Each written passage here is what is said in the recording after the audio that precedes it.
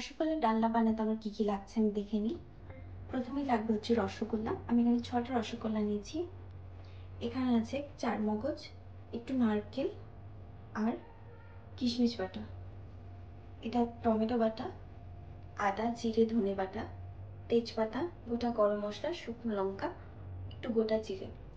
এখানে নুন আর কাশ্মীরি লঙ্কার গুঁড়ো মিক্স করা আছে, গরম মশলা গুঁড়ো, চিনি, নুন আর হিং। আর পুরো রান্নাটাই হবে সাদা তেলে।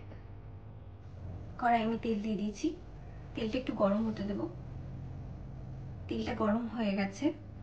আমি এবার রসগোল্লাগুলোকে হালকা ফ্রাই করে নেব। রসগোল্লা থেকে পুরো রসটা চিপে বের করে নিতে হবে, তারপর সেটাকে ফ্রাই করতে হবে। দু পিস ভালোভাবে ভেজে নেব।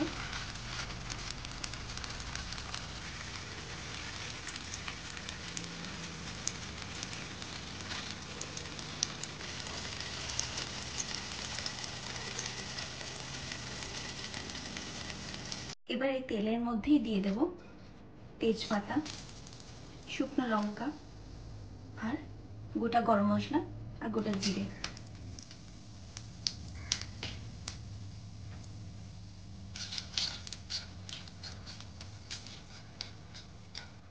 তারপর দেব হিং,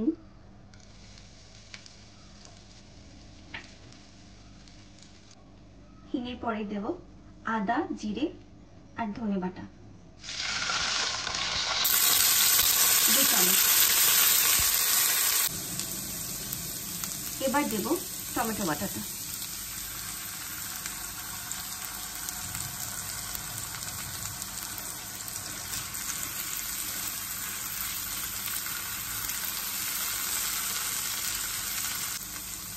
এবার দিয়ে দেব চারমগজ, নারকেল আর কিশমিশ বাটা।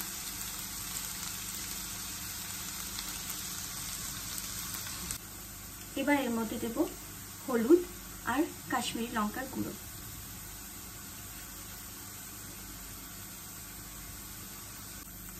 এবার দিয়ে দেবো স্বাদ মতো নুন আর একটু চিনি। এটা একটু মিষ্টি মিষ্টি হয় খেতে, সেজন্য আমি চিনিটা একটু বেশি দিলাম। তোমরা তোমাদের স্বাদ মতো দিয়ে দেবে। এবার এর মধ্যে আমি একটু জল দিয়ে দেবো। মশলাটা কষানো হয়ে গেছে।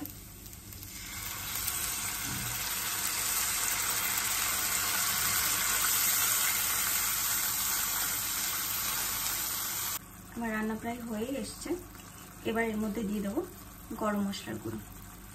এটা ভেজিটেরিয়ানদের জন্য একদম পারফেক্ট খাবার। বা হয়তো দেখছো ফ্রিজে অনেক রসগোল্লা আছে কিন্তু পনির নেই, কি করব? তখন বানিয়ে ফেলো রসগোল্লার ডালনা। চলো, আমার রান্নাটা হয়ে গেছে। আমি এবার এটাকে সার্ভ করব। রেডি হয়ে গেছে রসগোল্লার ডালনা। দেখো কেমন দেখতে হচ্ছে।